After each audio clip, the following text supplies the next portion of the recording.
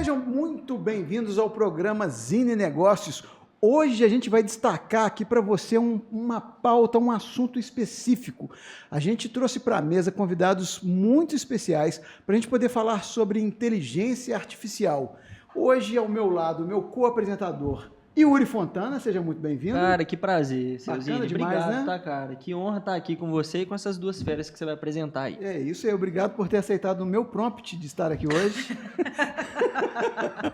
E vamos bater um papo aqui com Thalita Magnolo. Por favor, se apresente para a nossa audiência, Thalita. Oi, gente, boa noite. É um prazer estar aqui com vocês. Que legal falar sobre inteligência artificial. Eu sou Thalita Magnolo, sou pesquisadora associada do PPG-Com da UFJF e bora conversar. Sensacional. Tarcísio Dalpra, por favor, faça as honras. Sempre um prazer, sou Tarcísio Dalpra Júnior, professor há 20 anos, sócio, diretor de criação da Sagres e pelejando nesse mercado há muito tempo. É isso aí, com as bênçãos do cooperativismo financeiro da Sicredi e também da Delta Fiat e muito bem aqui assessorado pelos sucos Prates da distribuidora Albatross, vamos dar início a esse bate-papo.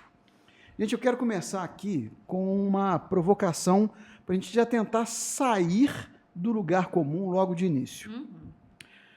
Eu fui um dos primeiros mineiros ou brasileiros a ter acesso à internet. Consegui isso com muita disposição e enchendo muito o saco das grandes operadoras. Então, eu pude acompanhar o nascimento da rede desde muito nova e novo. E a coisa mais interessante que eu posso trazer para aqui, para essa nossa pauta sobre inteligência artificial, é que eu tinha um amigo, tenho ainda, que num primeiro momento, o primeiro insight que ele teve foi: eu vou digitalizar o catálogo telefônico. Ele criou, Anderson Lopes, meu amigo, hoje ele trabalha no TRE, o Guia JF, salvo engano pelo nome, onde ele passava noites e noites a fio digitando todo o catálogo para poder levar para a internet aquela possibilidade de você encontrar os números telefônicos. Os restaurantes também pensando numa maneira de levar o próprio cardápio deles para a internet, mostrar o ambiente.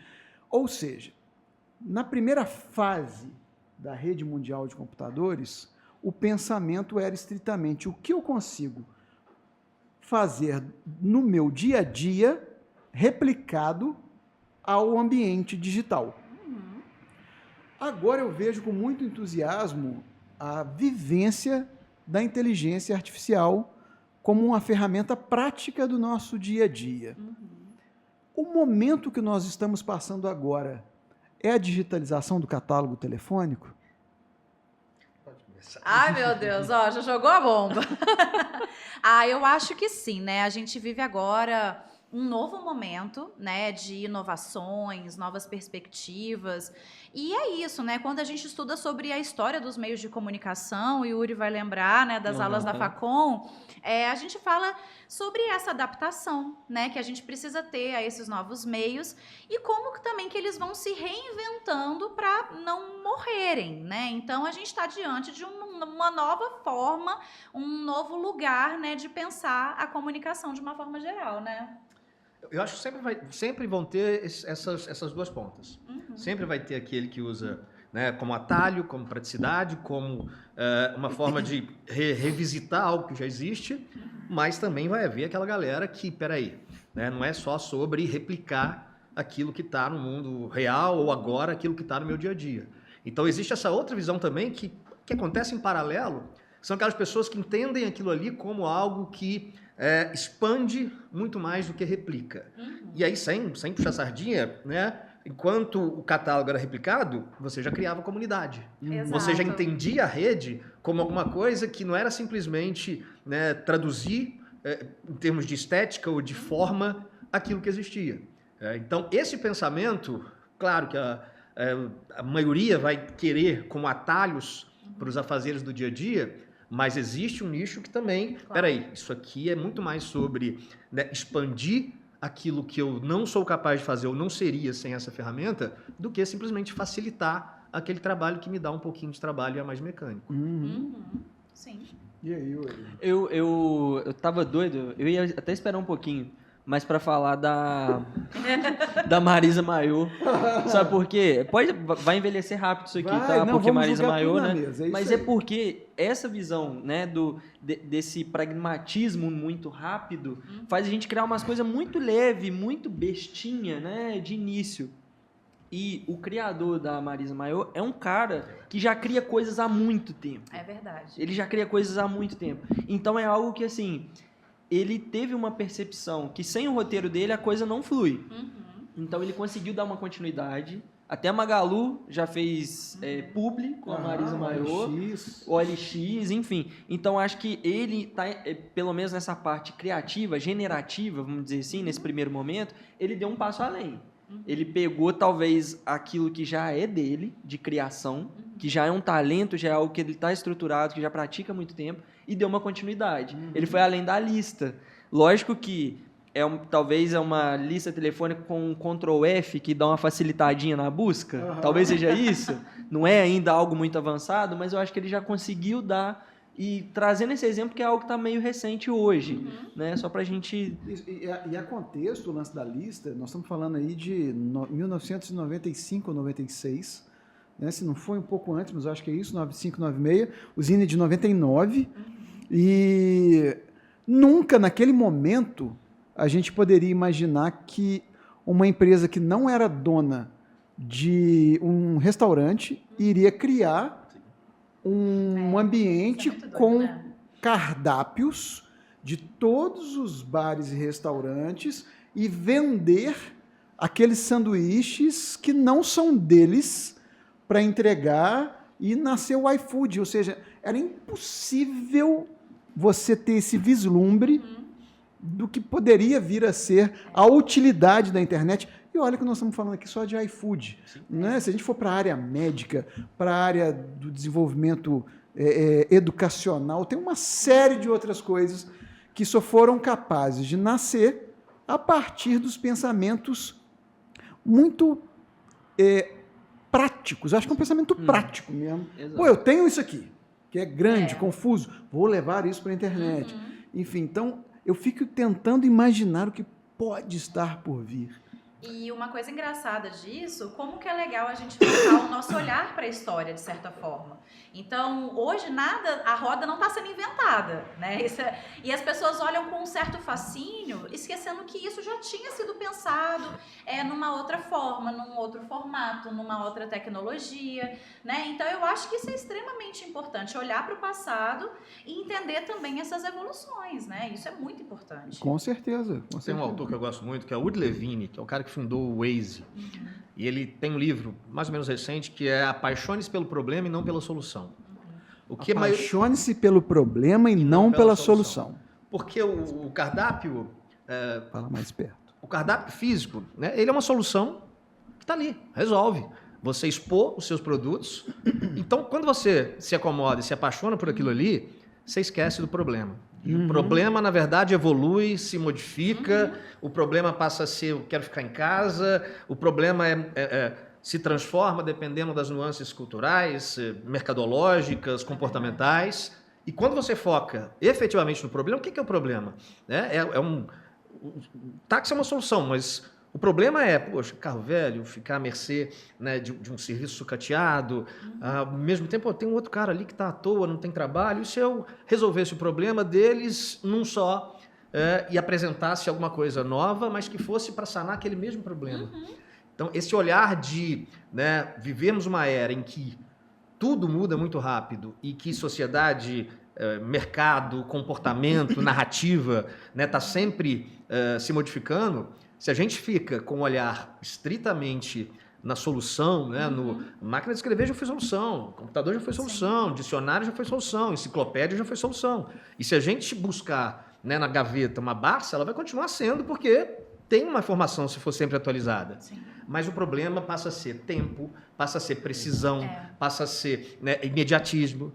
E se a gente olha para a solução e não para esse problema que evolui, a gente está fadado a ficar para trás. Exato. E a seu propósito enquanto educadora, como que você está construindo, pavimentando esse alicerce para a galera que hoje está procurando aí a docência? Ai, difícil. A respirada. Não, é muito complicado. Acho que o Dalpra vai entrar junto nessa comigo. O que eu percebo é a questão do uso, né? Então, a gente pode falar aqui sobre a IA como técnica, sobre tecnologia, como uma disciplina científica, como aplicativos. Mas nada disso, no fundo, vai importar se a gente não olhar para o uso que é feito dessa ferramenta. E isso vai esbarrar em alguns problemas éticos, alguns problemas morais, o bom ou o mau uso dessa ferramenta. Então, como educadora, eu acho que o principal, quando a gente fala sobre esse uso, é tentar conscientizar esses futuros profissionais a olhar de forma crítica para a ferramenta, né? Eu e o Yuri, a gente estava conversando ali no cafezinho. Foi. E concordamos nisso, né? Como que é importante plantar essa sementinha crítica nos alunos, né? Eles começarem a entender que existe essa linha tênue, até onde eles podem ir e até onde eles não devem ir também, né?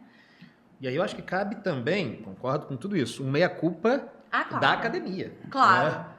Será que as formas de avaliação hoje são compatíveis com esse modelo novo de aprendizado, esse aprendizado fragmentado? Toda certeza. Às vezes, a gente estava falando aqui, o modelo clássico de TCC, de artigo, já foi uma solução. Será que hoje a gente ainda consegue balizar, avaliar, extrair o máximo de um aluno que a cognição para assimilar a informação mudou, e a gente continua nos modelos mais engessados, fechados? Então, acho que cabe esse cuidado e essa consciência despertada no aluno, mas também um olhar para o umbigo, para a gente dizer, será que a gente está entregando a solução correta? Será que essa solução, que essa formatação de mensuração de resultado, de capacidade, de técnica do aluno está compatível com o que ele vive hoje? Será que eu não posso extrair muito mais dele,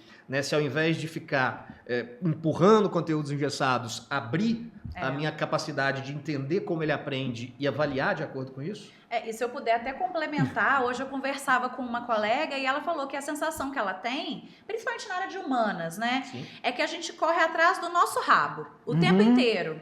Então é uma sensação que às vezes frustra, porque ao invés da gente pensar justamente esses novos caminhos, a gente fica tentando achar uma solução que vai se encaixar nesse modelo que ainda segue um pouco engessado. Então, E ainda que se aproxime da solução, já mudou de novo. exato. Cara, olha que fantástico. Como é que é bom conversar com gente que entende, né? Vocês que estão principalmente na academia.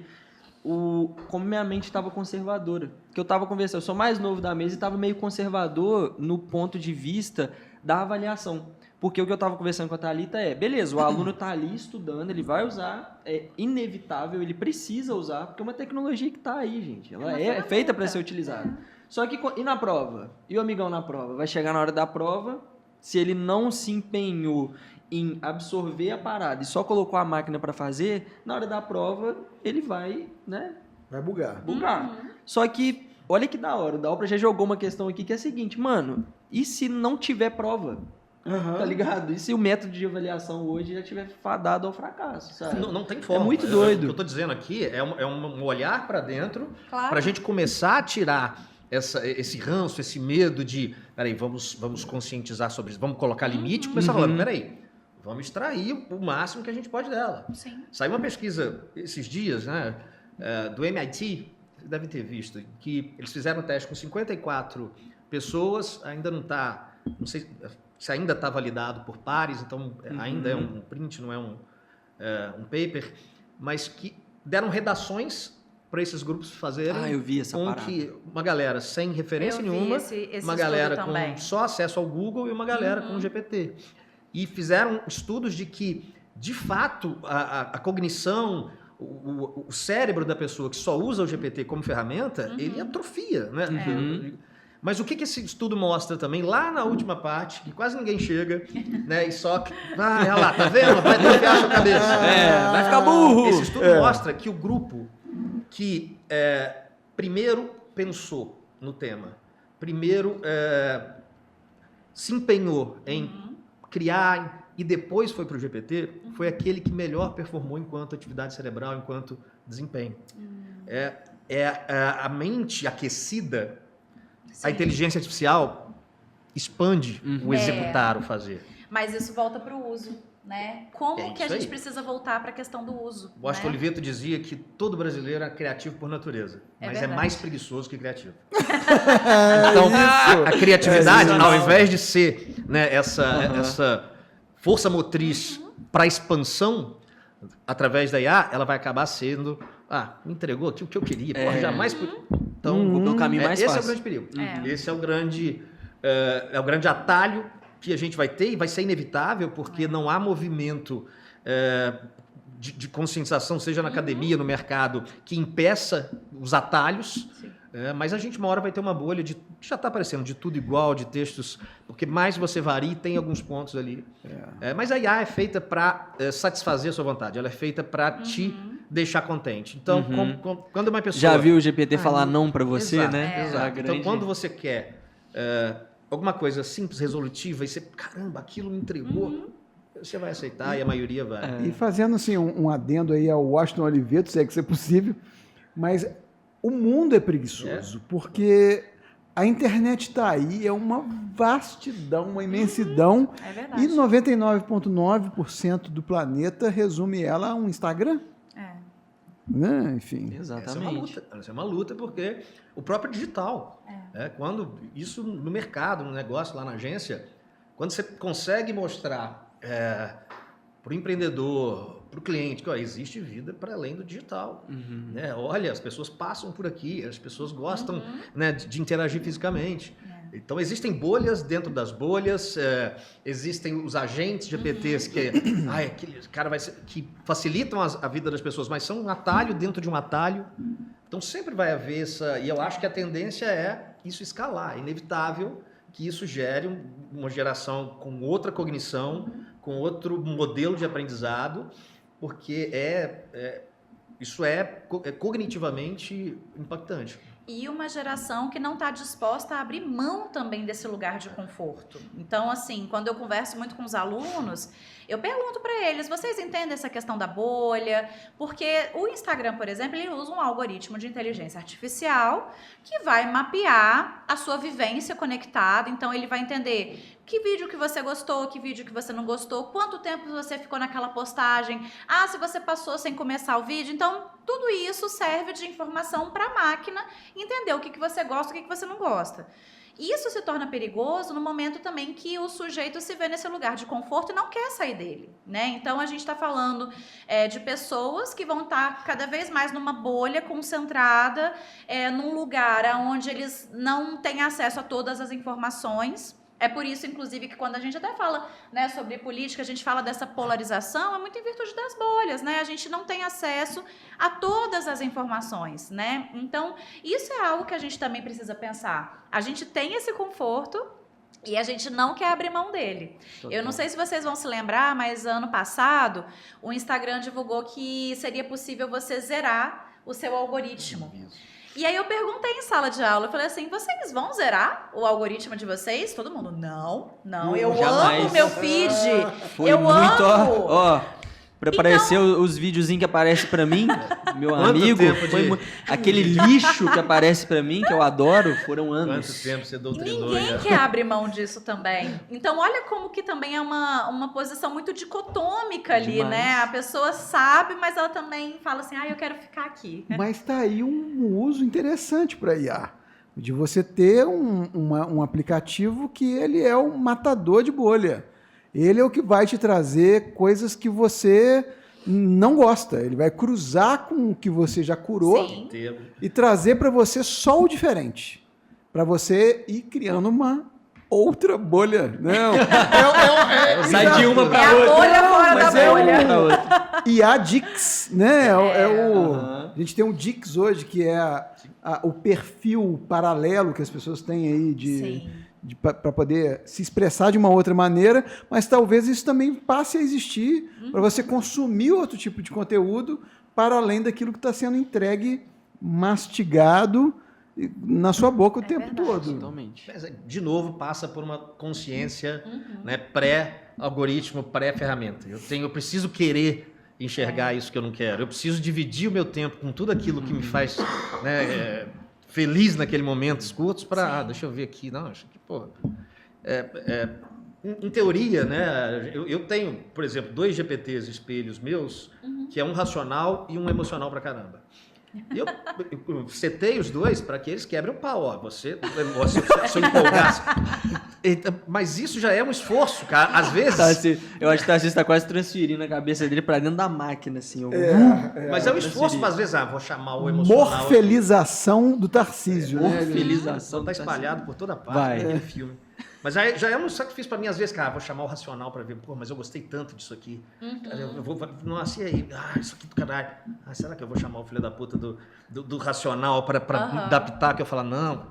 Então, pra gente já é muito difícil lidar com aquilo que o emocional nosso, que é responsável por todas as decisões, né, já fala. Então, você imagina escolher, não, agora é muito complicado, cara. Então, será que vem aí movimentos assim como os SENS IA, sabe? A galera que vai querer se colocar à margem total, isso vai ser uma bandeira? Eu acho com certeza. E também eu acho que, puxando, né, a pergunta para mim aqui rapidamente, eu acho também que hoje já existem esses movimentos que o pessoal está falando de resistência. Né? Então, a gente entende hoje que a IA ela é abastecida por determinados dados que vão obedecer a uma lógica dessas grandes empresas, as Big Techs. E aí a gente está vendo surgirem institutos, grupos de pesquisa, pesquisadores que estão criando outras IAs. Então a gente tem IA feminista, a IA que vai brigar contra essa questão do racismo algorítmico. Então eu acho que pode sim existir essas pessoas que não vão querer usar a IA, mas o que eu observo e que eu acho que é muito relevante são esses movimentos de resistência mesmo, contra essa maioria, essa soberania que está no norte global e trazer a IA para o Brasil. Nós temos IAs brasileiras, mas eu acho que quase ninguém conhece. Tem a Maritaca e a Sabiá. São as duas que eu conheço, que eu sei que dão super certo. São IAs brasileiras, né? E que às vezes não ganham esse protagonismo todo justamente por serem aqui da América do Sul, enfim. Eu puxei para mim aqui, mas porque eu acho muito interessante esse movimento de resistência, de entender como que a IA funciona, né? Então acho que isso é legal também. A IA é a emulação do ser humano na sua mais íntima expressão. Né? Pela primeira vez, desde que Peter Drucker falou lá nos anos 80 de que os trabalhadores da economia criativa no futuro serão os únicos blindados à mecanização. Parece que agora dói em todo mundo, na gente, né, que trabalha com isso. Chegou a nossa vez de sofrer, chegou a nossa vez de olhar para a catraca eletrônica e falar, ixi, vou ser substituído. Então, esse incômodo chegou na gente. E como tal, agora que parece que não há nenhum setor, né, livre ou, né, que seja blindado quanto à inteligência e à tecnologia, isso vai ser uma emulação da realidade cada vez mais. Então, vai ter aquele grupo de resistência como tem na vida real, vai ter a IA, né, feminista como tem no mundo real. Então, esses grupos vão se formar porque, e principalmente, pela primeira vez a gente não está substituindo, não é um martelo que bate num prego, é uma extensão da inteligência que está ali e muito em breve isso vai chegar de forma mais completa, com a IA geral, com outras ferramentas, e vai ser uma emulação cada vez mais fiel dessa realidade. Então, eu acredito que vai existir. Eu acho que essa resistência, ela só tem que tomar cuidado para não ser um muro que se levanta para quem realmente pode entender e fazer da IA ferramenta, e deixar quem olha aquilo como, peraí, deixa eu fazer um curso sobre isso aqui, deixa eu criar tudo automatizado, né, para aquele que enxerga como só automatização e ferramenta, e não quem, olha, eu estou aqui para conversar com você, eu quero expandir, eu quero ver até onde eu posso chegar. Eu sempre, né, o meu último bastião de resistência da IA foi o meu lado dramatúrgico, o meu lado artista. E quando eu... Peraí, eu vou treinar para ser o meu eu dramatúrgico. E quando eu comecei a ver que eu nunca soube, não sei desenhar um boneco de palitinho. E eu amo quadrinho. Eu queria muito... minha cabeça sempre borbulhou de ideias. Pô, se eu soubesse desenhar... cara, eu posso fazer um quadrinho. Não sou eu. Cara, eu me vi ali. É a minha expressão numa forma diferente. Sim. Pode ser num boneco de palitinho ou, né, setando, enchendo o saco da IA para ela fazer, refazer, manter a consistência. Mas a partir do momento que eu vi, cara, isso é uma expressão minha, poderia ter sido eu feita não pelo boneco de palitinho, mas por uma IA domada que chegou naquilo ali. Sim. Então, você começa a perceber que nós aqui somos quem podemos, somos quem pode, né, olhar para trás e falar, eu não fazia isso. Então, ao invés de fazer, eu vou fazer isso mais rápido, eu vou fazer isso que eu não fazia. Que legal essa Você visão. acha que essa geração nova tem essa consciência? Porque eu tenho a sensação que eles não têm essa maturidade. Eles Não, têm, mas eles são eles jovens, eles não têm. podem ter essa maturidade. Mas Não, é uma maturidade eles- de não, eles não uso, podem. sabe? Eles não têm o não fazia, eles são Sejam nativos jovens. digitais, eles são nativos. É eles não completamente têm o esforço de diferente. abrir uma enciclopédia Barça e buscar lá Não, Suriname na página não tem o quê. E a gente, na idade deles, também não tinha. Não tinha. Pois é. Não tinha. Só que eles vão passar, talvez, direto por isso. Pois É. é. Não vão abrir, Uma- não vão... uma- Vai ser mais mastigado. E essa cognição que vai se transformar. Hoje você vê, eu vejo isso em sala de aula, 20 anos que eu dou. Cara, a mudança do aluno que entrava nos cursos que eu dou aula, né, de docência, jornalismo, marketing, publicidade, basicamente, de 20 anos atrás é completamente diferente de hoje. Eu não estou falando de maturidade, eu estou falando de cognição. Tá. Eu estou falando de capacidade de absorver uma mensagem, nada linear. Eu não consigo ler um livro. Tem um aluno que chega em último período, eu não sei ler um livro. Mas quando você abre um mapa mental de alguma coisa e ele vai encaixando aquilo, é um modelo fragmentado de aprendizado, aba, telas, que ele aprende. Então, Porra. a gente precisa descobrir, olha, ele aprende, ele não chega aqui um idiota porque o mundo mudou. Ele aprende de uma forma diferente. Sim. Como é que eu valorizo isso? Como é que eu avalio isso? Então, é olhar também nessa forma de avaliação. O público, o digital, mídia X não funciona mais, a forma de receber, de absorver e de querer mudou. Então, não é só conteúdo, não é só... É mudar a forma como a gente entrega para um público que é multicanal, multitarefa, multitela e que aprende. Aprende de forma fragmentada, às vezes sob olhares péssimos de eu não consigo ler um livro, mas aprende. Eu ia levantar essa bola em relação ao mercado. Como é que vocês analisam? Porque, por exemplo, a gente está vendo hoje agentes e tudo mais que fazem tarefas muito básicas, automáticas, que muitas vezes eram estagiários e júniores que faziam. Como é que vocês avaliam essa entrada de mercado? Daqui a pouquíssimo tempo, o que essa galera que entra no mercado vai estar fazendo? Vocês acham que vai ser mais ou menos para qual caminho? Porque, em tese, o que elas fazem hoje, muito em breve vai ser substituída pela máquina. Então, talvez eles vão ser os primeiros assim, a sentirem esse impacto, né? Eu acho que por isso que isso tem que começar na academia. Por isso que isso tem que começar lá no curso. E não é ensinando inteligência artificial, é colocando inteligência artificial na prática do trabalho dele. Concordo. Então, não existe um GPT que resolve tudo. Pra você extrair, você precisa... Esse aqui, o Deep Research é melhor, esse aqui analisa dado melhor, esse aqui tem maior fidelidade no texto, esse aqui consegue me transcrever um áudio. Então, é como gerir inteligências diversas ou extensões da sua inteligência. E isso é uma capacidade de gestão. Conversar com uma IA, eu falo muito para meus alunos de jornalismo. A IA vai me substituir, o GPT vai me substituir. O que faz um jornalista? A caneta na mão e o lápis ou o papel? Não é, cara. É perguntar. É não se contentar com a primeira resposta. É buscar uma segunda fonte. É correr atrás de um outro dado. É esmiuçar. É pegar dado primário. Trabalhar com inteligência artificial... desse modo que a gente está dizendo, né, em termos de expansão, não de réplica, é isso. Ela é a emulação, a rede neural que foi criada para emular o comportamento humano. Então, você tem que xingar, você tem que buscar uma segunda opinião, você tem que validar a primeira com a outra.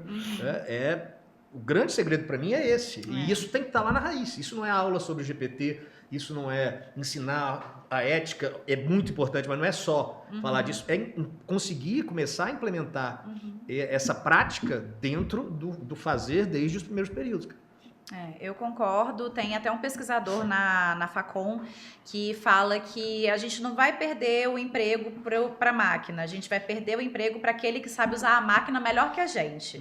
Então, acho que isso vai muito de encontro que o Tarcísio trouxe, porque no final das contas, a gente precisa saber utilizar as ferramentas, né? Então, isso é só uma evolução. Você sabendo utilizar, sabendo fazer esse uso dentro de uma ética profissional, né? Eu posso falar muito do lado dos jornalistas, né? Eu vejo muitos meninos já indo para estágio, fazendo trabalho em agências, em emissoras, e eles falam, olha, a gente usa para isso, para aquilo, para fazer alguma correção de texto, para ter uma ideia de pauta, e isso tudo é muito válido, né? Eu concordo plenamente. Eu, nas minhas disciplinas, na Facom, eu sempre tentei integrar a inteligência artificial aos trabalhos, ao que eles tinham que produzir. Eu incentivava eles a criarem imagens, música, slogan, texto, porque eu acho que tem que partir do uso, né? E tem que estar integrado justamente desde o início, não é dar uma aula e falar assim, pronto, os alunos agora estão prontos para o mercado. Gente... E não entender isso como ferramenta não também, existe. Né? Eu fiz recentemente, eu dei um case para uma galera da disciplina de marketing digital, que eles tomavam decisões de acordo com o que eles conversavam com o dono da marca. Então, eu fiz um GPT, dei o comando do prompt dele, ó, você é o guardião da marca X, você é o cara das antigas. Aí eu fiz um segundo GPT que, ó, agora que você conversou com o matriarca da família, você vai conversar com a gestora que herdou a família e que é totalmente radical contra, quer botar um negócio na internet. Isso é muito legal. Agora você conversa com um pesquisador. Você vai montar com ele, e ele é todo setado para não entregue nada pronto. Pergunte, né, colete os dados e no final gera um relatório de pesquisa. Então, eles conversam a fundo, como se estivesse conversando com um cliente. Sim.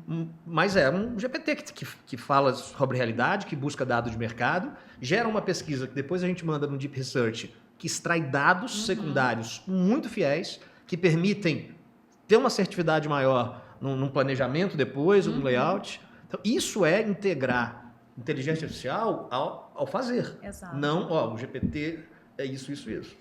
E as pessoas já estão fazendo isso, né? Existem diversos artistas, por exemplo, que já produzem aí diversas obras com a inteligência artificial, dando esse novo olhar para a produção. Então, é de fato você integrar. Tem uma artista que eu sou muito fã, que é a Mayara Ferrão. Ela é uma artista visual baiana e ela fez um trabalho lindo que mesclou fotografia com inteligência artificial, chamado Álbuns de Desesquecimentos. Então, ela faz ali todo um movimento de retratar mulheres, de épocas passadas. Ela foi tão elogiada que ela exibiu, inclusive, na França esse trabalho. E aí entra naquele lugar. Então, só porque ela usou IA não é uma arte, não é uma criação dela, não é uma ideia dela. Eu sei que o debate é profundo. É complicado. O buraco é mais embaixo. Mas percebem que é possível a gente também agregar isso de certa forma. Eu não sei se na agência vocês usam isso, que as pessoas que têm maior potencial de levar a inteligência artificial a um outro nível, são aquelas que mais têm medo de usar porque, não, peraí, não, isso não é arte, ela vai substituir minha arte. E são essas pessoas que e eu tenho exemplos disso no meu meio, tanto artístico quanto publicitário, que quando entendem ou quando percebem que não é só a ferramenta que gera texto, mas é algo que vai te levar talvez a lugares que você não imaginaria e te possibilitar pensamentos ou práticas criativas num outro lugar, que elas, poxa, isso aqui é uma dinamite na mão de um artista, de um criativo, mas existe essa barreira inicial de que IA é menor, IA é falso, IA as pessoas vão desconfiar que seja, IA não é a expressão da minha arte ou do meu trabalho. E aí, o cara que está lá vendo o vídeo tutorial e fazendo robozinho de corte, canal de corte, e que não tem nada dele naquilo ali, é que vai escalar com o IA. Porque enquanto isso a gente está...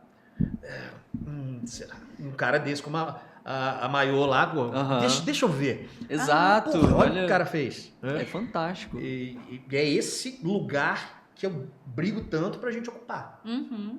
Pra gente pegar, domar, tomar, imprimir intenção, autenticidade em alguma coisa que não é só ferramenta.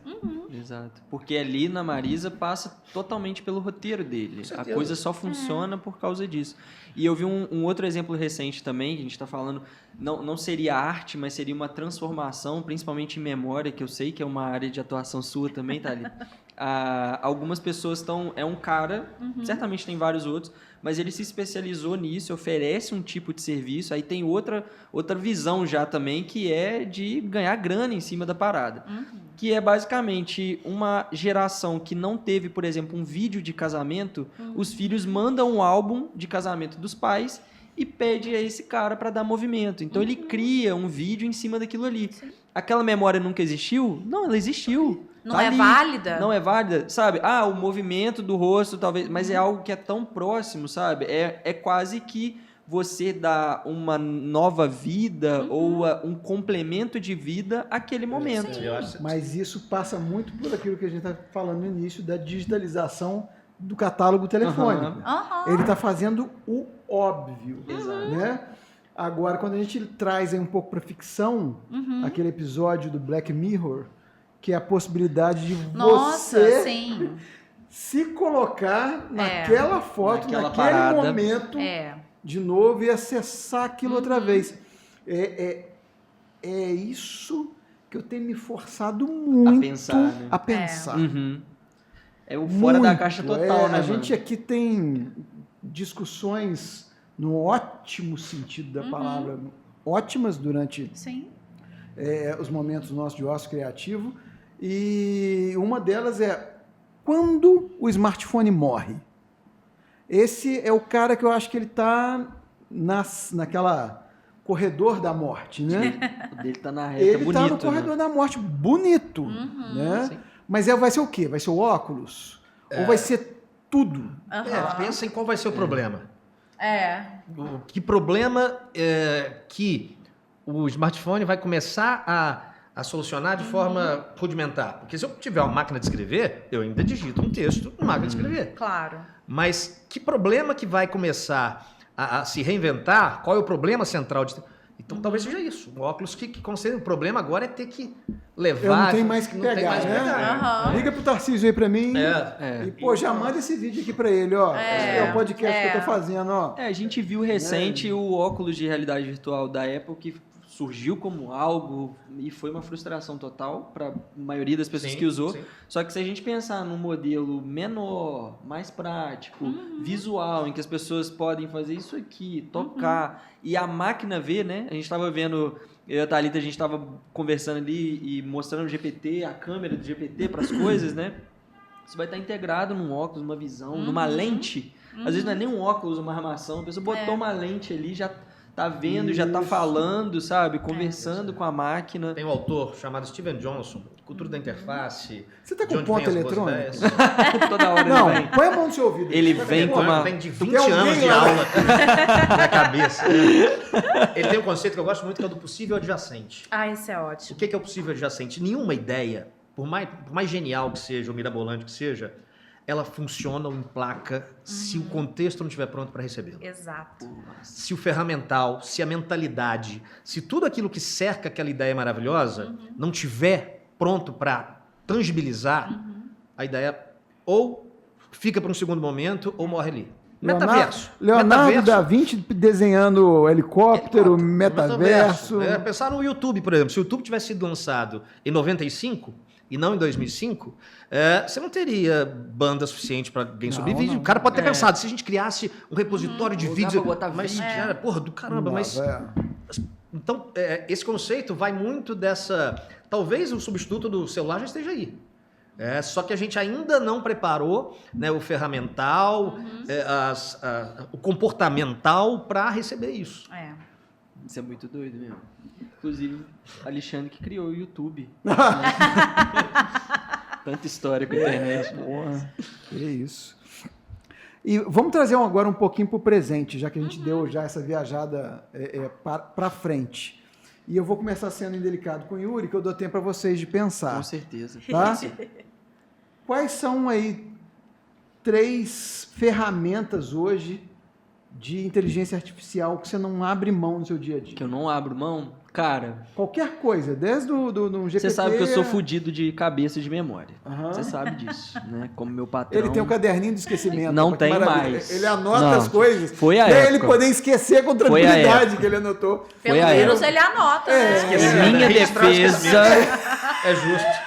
Tem um banco de esquecimento ali pra você Isso, poder... exatamente. Minha Lembrar defesa foi a também é época. esquecer. Em minha defesa foi a época. É. Mas basicamente tem a Dola, que foi você que me apresentou, Aham. inclusive, que é um contato no WhatsApp, que eu mando um áudio para ela e falo, Dola, eu preciso editar determinado vídeo hoje até 10 horas. Ou me lembre que amanhã eu preciso trazer máscaras descartáveis para a gente gravar no Que Delícia. Aham. Coisas do gênero que, por uma mensagem eu mando, ela grava aquilo, 5 minutos antes ela me manda uma mensagem no WhatsApp. Porque hoje a gente usa muito ferramentas que já existem, né? Não adianta você criar um aplicativo para isso. Cara, eu tô no WhatsApp o tempo todo, para trabalho e para pessoal. Então a Dola é um deles. Então é muito bom.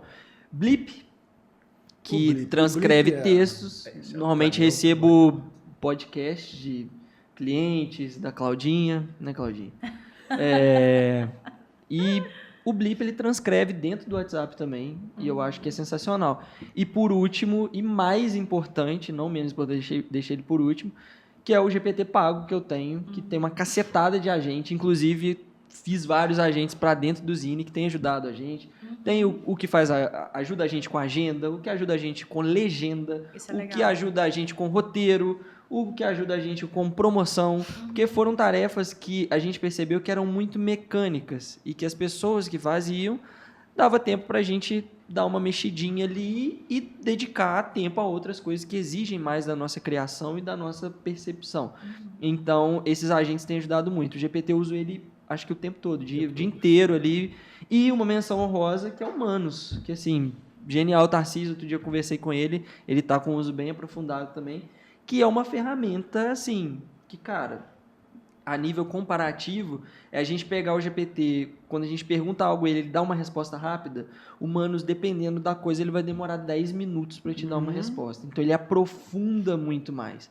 E isso é Ele incrível. é, de fato, um agente. Ele é. Ele é o agente, ele resolve os próprios problemas dele. Exato. Então ele não precisa te perguntar, o que devo fazer? Você quer isso? O agente, se ele quiser, ele cria um aplicativo dentro do navegador dele Legal isso. para E resolver faz. aquele problema. Exatamente. Então ele pesquisa, ele clica lá no Não Sou Robô, tenta Ele por vai lá, ele por tenta tudo. ler.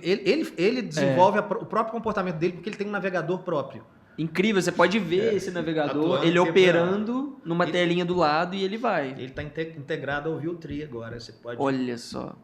mandar Cara, um essa roteiro ferramenta- que ele já... O Viewtree tá lá e ele vai por cena montando tudo, você não precisa ficar Sensacional. pronto. Eu acho que o Mano assim, já roubou a cena, mas em breve vai roubar ainda mais. Mas eu diria que são essas 3 e a menção honrosa Então, do antes de eu Manos. passar a pergunta para vocês, que vai ser a mesma pergunta, só te dar uma dica. Não assine o ChatGPT pelo seu desktop ou pelo seu notebook, tá? Você vai pagar fixo e mais barato se você assinar pelo seu smartphone. Fica a dica aí. Fica bom. Vamos lá. Thalita. Olha, eu preciso dizer que o GPT para mim também é bem importante. A gente estava conversando sobre isso. No meu caso, eu também tenho o GPT pago e eu criei um assistente acadêmico. Então, ele é capaz de me dar referências, falar sobre teorias, fazer tabelas, dialogar autores, perspectivas teóricas. Então, assim, para mim é fantástico. Uso também quase que diariamente. Uso também com esse viés mais de criativo. Então, tem hora que a gente tem que escrever alguma coisa, escrever um artigo. Peço para ele me ajudar ali com o tema, uma pergunta de pesquisa. E é fantástico. Outro que eu adoro usar é o Leonardo AI. Ele é ótimo para imagem. Ele gera todos os tipos de imagem. Uso muito para fazer artes, para fazer aula. E eu gosto muito do Gama, que é Gama. o Nossa, que faz maravilhoso. PowerPoint. que salva a nossa vida. Nossa, ele é fantástico. Tem hora que ele Gama é. salva, né? Ele é capaz de fazer essas apresentações através de um prompt, de um texto. Então, acho que é bem bacana. E eu tenho usado, vou fazer a menção honrosa também, né? Puxando aí. O Canva. O próprio Canva, ele tem diversos aplicativos já embutidos nele com IA. Eu também tenho o Canva pago e acho fantástico a usabilidade, as funções que ele tem. Então, deixo essa dica aí também pro pessoal. Tarcísio. Vai ser difícil Eu pra sou você falar um- tudo. Fala, vocês E já a dica, falaram né? tudo! Mano, não. O Tarcísio, eu não sei se você pode revelar essa informação, né, Tarcísio? Mas você tá gastando muito dinheiro com IA paga, né? Por mês. Já gastei muito mais. Aham. Olha só.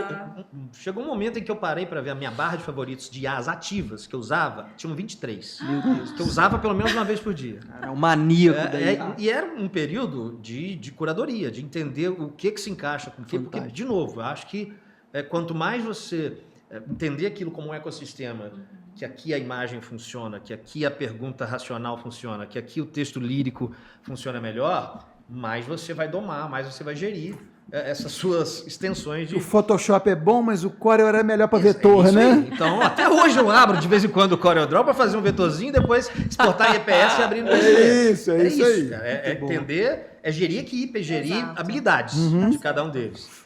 Hoje são uns 12, porque o trabalho é muito com isso, né? Eu gosto muito de um cara que é o Claude. Cloud. Acho o Claude o Claude me fez entender código. Sensacional. Programar, né? E o no-code hoje é uma das áreas que É. né, você pode codar com um print de uma tela, você pode... Total. E aí você começa a entender a linguagem de programação, porque quando você sobe lá no GitHub, você... Não, peraí, deixa eu ajustar aqui. Isso te obriga, né? A grande falácia da IA, pelo menos para esse grupo de pessoas que entendem ela como expansão, é que você vai trabalhar menos. É que ela vai ser... vai te pelo contrário. Você vê, porra, eu posso fazer isso. Paradoxo da produção. É isso aí. Paradoxo da Concordo. produção. Nossa, Você agora tá eu aqui, posso ó. fazer isso. Agora É. eu posso criar isso. Então, o Cloud, o GPT, que é um multitarefas muito legal, né? É legal saber usar os modelos dele também, isso é muito bacana, o O3, enfim. E o de transcrever, é lógico. Cara, eu uso no celular todo dia Gemini, Cloud, GPT, e tem um que esse para mim é um coringa, que é o Google IA Studio, que é uma plataforma para desenvolvedores, mas liberada para quem tiver uma conta comum no Google. Então todos os pré-lançamentos do Google, incluindo as versões mais recentes do Gemini, estão lá. Então é lá que eu transcrevo áudio de reunião de 1 hora, já setado para o meu agentezinho transformar aquilo num briefing. É lá que você lê vídeo. E outro que eu acho que esse é ferramenta, esse é útil mesmo, não é atalho, porque não dá para usar como atalho, é o Notebook LM. É, Isso cara, é esse daí surreal. Eu tô Esse em pra dívida mim- comigo mesmo. Esse para mim Esse Ele é surreal. muito É. bom. porque ele é um guia de estudo. Aham. Ele não vai fazer texto para você, ele não vai pensar para você, mas ele vai compilar as informações, sistematizar, transformar em mapas mentais, fazer até um podcast em português Até um podcast. Aham. de 6, Exato. 7 minutos. A galera tá aprendendo Então, muito com ele, muito. né? Não, é Isso, ótimo. Isso tem... é o tipo de coisa que vai ao encontro dessa nova cognição de aprendizado. Eu fragmento, sou multicanal, posso ouvir aquilo num podcast de 6 segundos de 2 pessoas, posso ver aquilo no mapa mental, encaixar o que me interessa. Então, ele é uma ferramenta de aprendizado muito legal. Cria guia de estudo, resumo. Se eu puder fazer um adendo com relação a essa questão do estudo, para o pessoal da academia que deve estar ouvindo a gente, assistindo, deixo mais 2 dicas. O Perplexity, Muito bom. que né? é muito bom para essa questão de reunir bibliografia, e o Research Rabbit, que também é ótimo para fazer essas teias de bibliografia, porque tem hora que a gente também está escrevendo, a gente fala assim, meu Deus, tem esse autor que é muito bom, mas quais outros Sim. que eu posso usar? E aí, nesses aplicativos, a gente consegue fazer essa teia de bibliografia, que é fantástico. Sensacional. E, gente, ano que vem é ano eleitoral. Vocês já pararam para pensar na bagunça que vai ser esse trem? A gente vai tomar uma cerveja agora? E eu não estou falando nem de questões partidárias, Não, não. longe de todos Não, nós não. aqui nesse momento. Eu acho que vai ser um ano de muita atenção, de muito trabalho em torno dessa questão da literacia, do letramento digital. É um momento ainda, a gente vive um momento da inteligência artificial onde ela não é regulada de forma alguma. O que nós temos hoje são iniciativas, são cartas, são orientações. Aqui no Brasil mesmo, o que a gente tem de mais avançado é uma PL que ainda está sendo discutida e é de 2023, ou seja, ela já está até ultrapassada. Tá velha. A LGPD, ela não emplacou direito. Claro! Então, assim, a gente está diante de um cenário onde a IA ainda não tem nenhuma regulamentação. Então, digamos assim, qualquer um, de fato, pode usar da forma que bem entender. E isso se torna muito perigoso justamente com esses avanços. Então, hoje temos IAs que são capazes de gerar imagens altamente realistas, que vão se passar por imagens reais, e isso pode vir acarretado de uma desinformação, de uma notícia falsa, o uso da imagem de um candidato, de uma candidata, e isso pode ser altamente problemático, porque aqui a gente está falando sobre manipulação de opinião pública, né? Então, a pessoa acreditar que aquela informação é real. Então, eu talvez destacaria aqui muito essa questão da desinformação e como se torna urgente a gente falar sobre esse letramento digital. Concordo, eu acho que não é pensar o ano que já começou. Isso Claro, já começou. claro. Toda campanha política começa quando termina uma. Nesse auge da minha imersão em IA, eu trabalhei numa campanha política, a gente fez uma campanha política o ano passado pela Prefeitura de Nova Iguaçu. E ainda estava tudo muito incipiente, mas você já via, né, jingles 100% feitos com IA. E aí, quando você pensa, dá um exemplo aqui de... eu não quero só deixar de fazer o jingle, eu quero expandir isso. A gente fez um trabalho lá que era de criar agentes que conseguissem replicar o comportamento dos candidatos concorrentes dos nossos.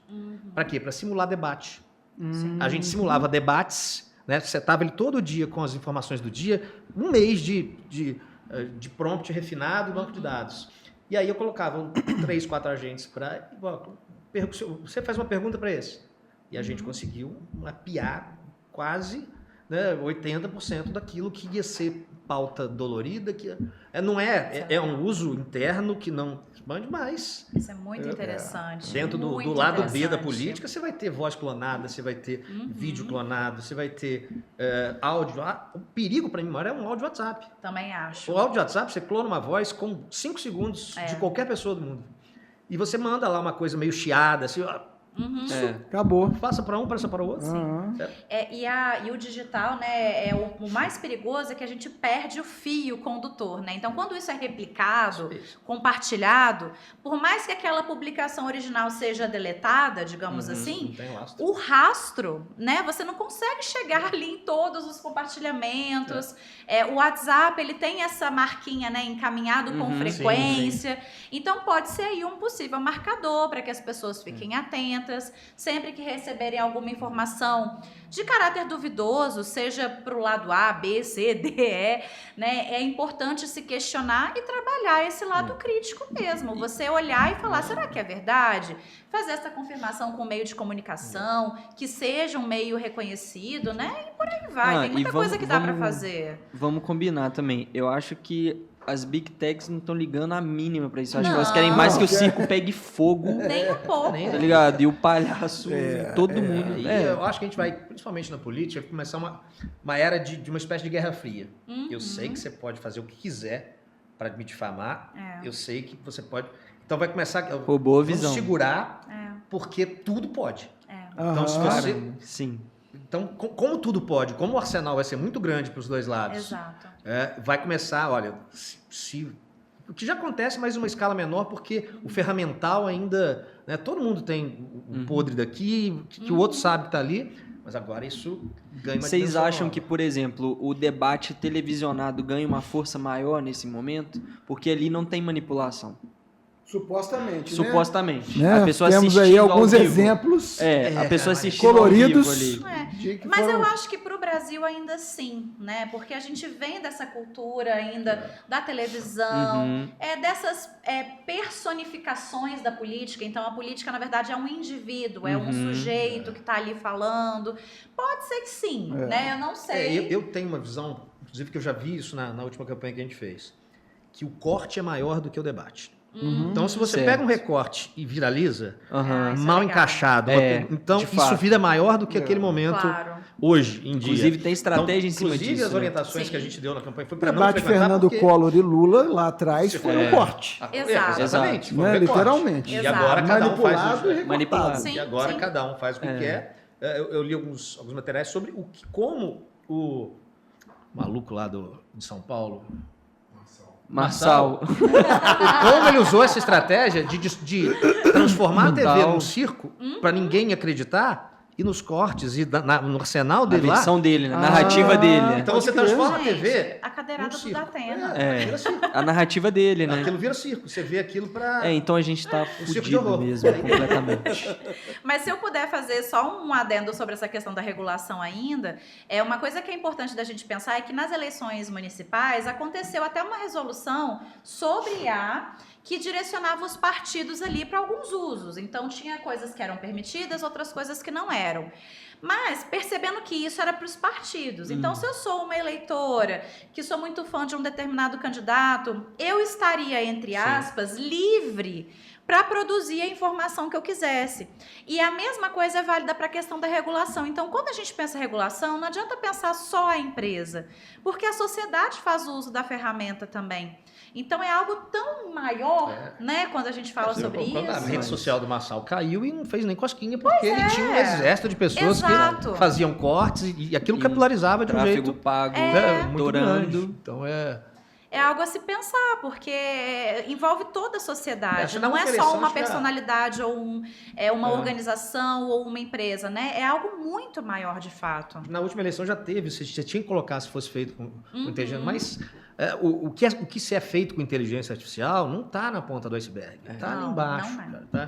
Cara, se souber, né, distrair, está ali embaixo, cara. É pesquisa, é análise de comportamento, é usar IA para analisar a linguagem corporal de grupo, de grupo focal. Fazenda de cliques, né? Da fazenda de cliques é um negócio assustador, gente. Cara, o celularzinho lá, milhares, todos eles Vários ali. funcionando. Exato. E coisas que não estão nem no país, né? Estão fora do E país. você, enquanto dono daquela mídia, você não tem gestão, cara.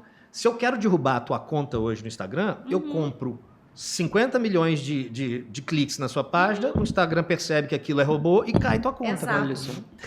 Então você não tem nem Uma loucura, domínio. né? Aí, mais uma vez a gente entra na história de que a supervalorização do digital enquanto rede social. Exato. Se a minha única plataforma não é minha, né, se o único lugar onde eu me expresso não é o lugar onde eu, né, posso estar, independentemente de quem é dono, tem alguma coisa errada, porque em algum momento você vai perder a autoridade, não só pelo seu espaço, mas pelo aquilo que você falou, pelo aquilo que você depositou ali enquanto personalidade, essência. Que bizarro. É sim. Gente, nós já estamos aqui praticamente há 1 hora batendo papo. Olha só. Tempo Meu voa, Deus. hein? Vamos fazer uma última rodada aqui de perguntas ainda sobre o tema e depois eu sempre finalizava com as perguntas cretinas, mas dessa vez eu vou fazer um upgrade nela. Eu vou para uma pergunta só para cada um, que vai ser a pergunta canalha. Pergunta canalha. Não vai ser cretina, não. Mas, Yuri, fica à vontade aí para você. Faz uma nova rodada de perguntas aí. Uma nova rodada? Vamos lá. Cara, uma coisa que eu queria ver a opinião de vocês é o seguinte. Muito se fala da substituição, a gente até falou sobre isso um pouquinho, e tem uma visão de que os trabalhos manuais, eles talvez sejam os últimos a serem substituídos. Um cara que faz um trampo de marcenaria muito foda, e que hoje, muitas vezes, é muito subvalorizado, porque a galera adora botar preço no trabalho dos outros, né? Pode ser que esse seja o último cara a ser substituído, vamos colocar assim. O cara que trabalha em construção civil também. Muito difícil ainda um robô ir lá, pelo menos aqui no Brasil. Eu não sei o nível, quão avançado isso está em outros países que se dedicam em cima disso. Queria entender qual a visão de vocês sobre isso, porque eu acho que o trabalho intelectual, ele é facilmente substituído, entre muitas aspas. E também os programadores, igual o Tarcísio mencionou no code aqui, a galera tá um pouquinho desesperada. Tenho amigos que eles já estão numa ansiedade maluca de aprender coisas relacionadas. Então, queria ver um pouquinho esse lance, a opinião de vocês. O trabalho manual, de fato, tende a ser o último a ser substituído? Tem uma das últimas temporadas de South Park, eles fazem... Adorei o início. Eles fazem o fio condutor da temporada é exatamente esse. Todos os engenheiros, os economistas, todos começam a ser substituídos. E o cara o encanador, que troca lâmpada, tá cheio de trabalho, tem um império, porque ninguém mais sabe trocar uma lâmpada, desentupir uma pia, fazer essas coisas, que eu não estou fazendo nem trabalho braçal artístico, estou falando das pequenas coisas. Sim. Que ainda vão demandar uma mecanização da inteligência artificial muito grande, mas que você já vê uma geração que olha para a lâmpada e o que aquilo foi parar ali? Precisa de alguém para trocar, precisa de alguém para arrumar teu carro, precisa de alguém para fazer esses trabalhos que ora eram, né, de bicos, e que nessa leva, se a mecanização da IA não vai, a gente vai ter um gap ali de quem não bota a mão em alguma coisa braçal e coisas braçais ainda demandando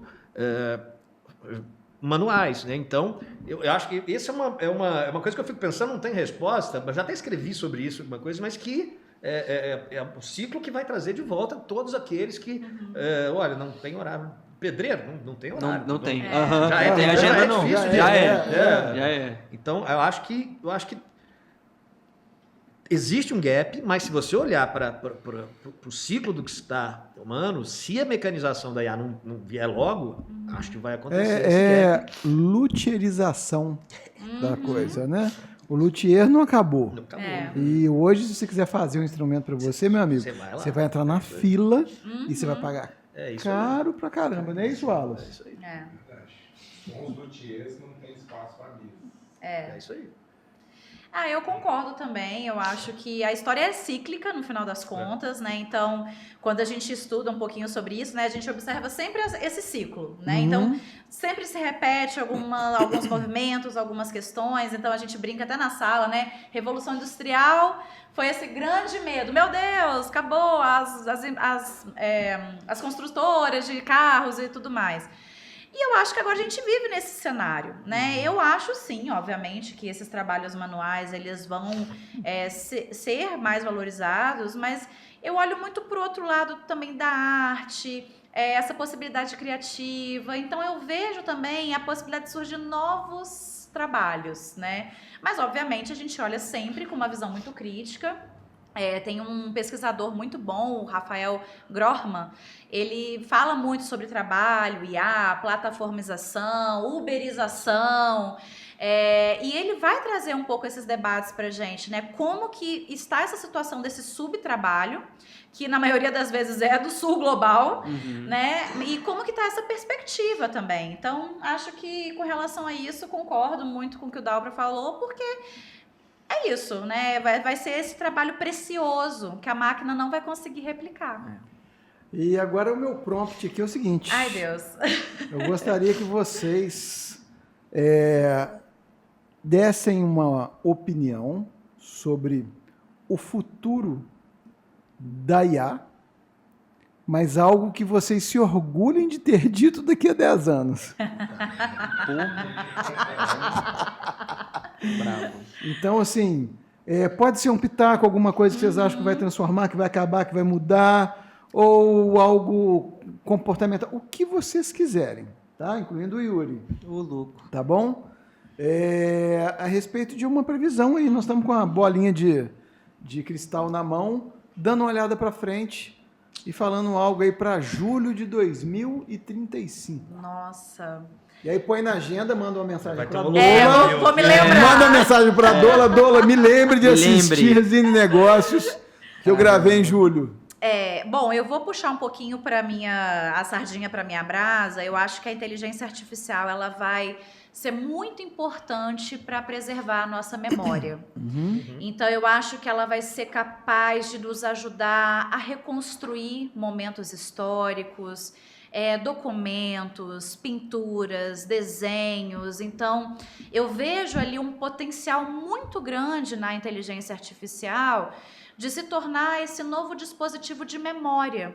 Ela vai ser capaz de entender dialetos perdidos, símbolos achados em cavernas, paredes, né? Então eu vejo, pensando nesse lado positivo da inteligência artificial, esse lugar dela conseguir nos ajudar a preservar e também recuperar a nossa memória, seja como sociedade, como nação, como mundo, né? Não sei. E eu já vejo esse movimento, né? Existem projetos, existem ferramentas específicas para isso. E eu vejo aí um bom uso para ela, preservar a nossa memória, principalmente se tratando de Brasil, que não é um lugar que faz muito esforço para preservar a memória, né? Perdemos tantas coisas em incêndios, por exemplo. Então eu vejo aí um potencial muito grande para ela se tornar essa ferramenta de memória. Legal, legal. Fantástico. Tarcísio. Eu vejo alguns cenários que vão depender de um contexto geral. Um papo do possível adjacente de novo. O grande problema da inteligência artificial hoje avançar é energia. O mundo ainda depende de energia. Não tem energia suficiente para a gente escalar esse modelo de inteligência artificial baseada em GPU, CPU, a um nível. A gente chegou num platô de inteligência artificial. A gente não tem uma grande guinada. Mas, nesse meio do caminho, tem a tal da computação quântica. Que já tem os chips da Microsoft, da própria Google. A computação quântica é capaz de virar uma chave da inteligência artificial aí há 5, 6 anos, coisa que só esperava lá para daqui a 20 anos, que aí eu acho que a indústria farmacêutica, a medicina... Eu li alguns artigos muito validados que dizem o seguinte, olha, se você não morrer nos próximos 10 anos, você não morre mais de doença. Tamanha eficácia que uma inteligência artificial sustentada por computação quântica vai mapear o seu genoma instantaneamente, fazer um medicamento exclusivo para você, coisa que era testado. Então, a capacidade de processamento, a inteligência artificial se embarra na energia e na capacidade de processamento. É um gap que já vem sendo estudado há algum tempo, mas que agora começou a se materializar em chips quânticos, marihuana da Microsoft. Marihuana? Marihuana. O Alexandre da quinta série. E tem do Google também, que é exatamente isso. Que é computação quântica. A super inteligência artificial, né? Super inteligência. É Elysium, que o cara... Eles têm cápsulas que deita o a filme? galera e cura. Ali alguém quer levar uma irmã, né? Isso, eu já li muito paper e entrevista de pós-docs de indústria farmacêutica dizendo, isso é uma realidade. Isso, se a computação quântica chega, a gente vai processar. Teve um primeiro experimento do chip do Google, ele já conseguiu fazer uma conta que demoraria não sei quantos bilhões de anos, né, desenvolver bilhões de anos para a GPU, para o modelo de processamento que a gente tem hoje fazer. Meu Deus. É instável, é complicado você manter computação quântica, porque ela tem que estar num isolamento total. É o tal do gato de Schrödinger, né? Não é mais 0 e 1. Você passa a ter todas as possibilidades. Pensa num labirinto. Você tem que... O que o processamento de hoje faz? Ele vai testando os caminhos, não consegue, tenta o outro. Computação quântica é como se todos os caminhos fossem testados ao mesmo tempo e chegassem naquele lugar. Então, a velocidade que a gente consegue imprimir em processamento, em economia de energia e desenvolver coisas que são testadas e provavelmente nem numa vida a gente conseguiria fazer, a computação quântica pode trazer. Bom, se a gente estiver vivo até lá, né, senhores Trump e adjacentes aí, tratem a bem gente está numa tensão. Tratem bem suas IAs, daqui a 10 anos elas podem estar fazendo um debate com a gente sobre a gente e o ser humano. O que você acha o ser humano? Não, eles fazendo o react do nosso podcast, tá ligado? Casemiro do IA. Ele assim, Casemiro do IA. Pô, tá maluco? Quais seres humanos que vocês usam mais no dia a dia? Eu uso Alexandre. Ele é engraçado? É isso aí, tá? Tratem bem. Se preparem, mundo. Meu Deus do céu. Uma sugestão de Pedro. Guan, fala aí. É um quadro que eu me enquadrava há uns meses atrás. É tipo assim, é uma pessoa que está antenada e sabe que a IA existe, sabe que ela é importante, mas ainda não se aprofundou o suficiente para conseguir tirar o melhor daquilo. Eu consegui enxergar isso através das IAs do Canva, e aí depois de análise de públicos e a melhor opção de patrocínio no tráfego pago, e depois aí assinei o ChatGPT, essa coisa toda, até o Alexandre chegou a falar uma vez comigo. Como é que eu faço, qual é o argumento para esse tipo de gente que sabe que é importante, que tem acesso à informação, mas que ainda não chegou nesse ponto? Resolve um problema prático dele. Tudo na vida é sobre resolver problema e gerar valor. Então, você entra dessa galera, ó, tá vendo aquele negócio que você demorava dentro? Olha esse ferramentinha aqui. E aí, se você achar que vale a pena mesmo indicar isso para a pessoa, ela vai sozinha. Pela primeira vez, você não precisa de um manual de instrução. Se você começa a falar... também, né? Às vezes você vai usar uma plataforma e fala assim, nossa, odiei. Mas, em compensação, essa outra aqui foi super útil para mim. Testa então, e aprimora. tentativa e erro. Testa E Yuri, pra gente poder fechar a sua resposta. Eu acho que a gente vai estar vivendo a materialização da IA como tecnologia de propósito geral, igual a eletricidade. Parafraseando nosso amigo Iberê lá do Manual do Mundo, que ele fez um vídeo muito legal quando começou essa democratização do conversacional com a IA. Ele explicou, ele falou, ó, a inteligência artificial vai ser o que a eletricidade é hoje. Hoje a eletricidade está aqui nesse microfone, nessa luz, no relógio, no nosso celular. Acredito que em 2035 a IA vai estar em absolutamente tudo, a gente não vai saber onde ela está. E ela já está em mais do que a gente imagina. E ela já está hoje em mais do que a gente imagina. Exato. Eu acho que ela vai estar em absolutamente tudo. Sensacional. Gente, eu tenho só que agradecer a essas mentes brilhantes que compuseram essa mesa de hoje. Thalita, muito obrigado. Um prazer, foi todo além meu. de poder te ouvir, eu depois de tantos anos de relacionamento com você, aprendi a falar seu sobrenome. Eu também. Muito obrigado Manholo. por isso. Um grande abraço à sua mãe. Muito obrigada. Tarcísio Dalpra. Vamos chamar ali quando precisar. Vai lá. Muito obrigado também. Yuri, valeu. Muito obrigado, eu que agradeço. É. E só pra galera não achar também que eu caí 100% de paraquedas, eu só tô de curioso, tô estudando IA, tá, gente? Palestrante de IA. Não tanto. Daqui a 10 anos. Pós-graduando. deixa eu falar, isso que eu vou me orgulhar daqui a 10 anos. Certíssimo. Nós teremos o Yuri como um grande Egresso da referencial Facom, foi meu aluno. nacionalmente a respeito de IA. Agradeço muito muito 2035. os votos. 2035. Né? Mas A só sua pra- IA vai te porque lembrar. vai me lembrar. Olha lá o que o seu Zine falou de lembra você. que ele falou isso? Lembra? Mas só pra validar, dividir mesa com essas duas feras que estão Opa. aqui, de grande conhecimento. Eu E nada, com né? você não espera molhar o bico. Você não espera molhar o bico. Tadinho. Nosso dinossauro da internet, no melhor dos sentidos. Isso é bom ou é ruim? Não, no melhor dos Cheio de sentidos. camadas. Não, no melhor dos sentidos. Inclusive, já é um quadro da Claro, que não patrocina o programa ainda, hein? A gente podia falar isso com a Claro, inclusive.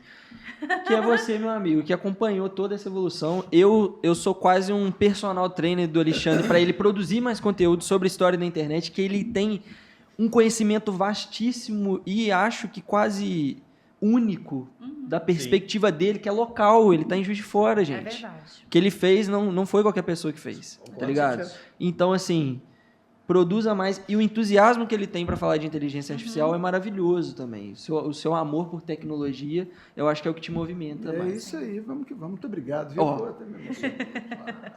Linda. Gente, e a você também, sintam-se abraçados. Muito obrigado por terem acompanhado conosco esse podcast Extended Version que foi hoje. Uau, foi mais se que- bobear, foi mais de uma hora. Aí. Quanto tempo aí, Tiagão? 1h13. Então, valeu. Muito obrigado pela sua audiência. Se você está assistindo pelo YouTube, inscreva-se. Esse ato é tão simples, mas faz tanta diferença para a gente. Deixa o seu curtir aqui também, para a gente alcançar mais pessoas. Deixa comentários se quiser. Quiser fazer uma pergunta, Claro. eu encaminho a pergunta de vocês para eles. Vou fazer eles tomarem conhecimento das perguntas de vocês. Então, fiquem à vontade. Se você está aí na academia, está malhando, está escutando a gente no Spotify, muito obrigado. E se você está no futuro assistindo ou ouvindo a gente, dando risada, que bom que você está aqui também. Fica o meu abraço para todos e voltamos aí no mês de agosto com mais 2 programas inéditos para vocês, sempre com patrocínio do Sicredi e também da Delta Fiat, além do apoio dos nossos amigos da Albatroz Distribuidora. Muito obrigado e até a próxima.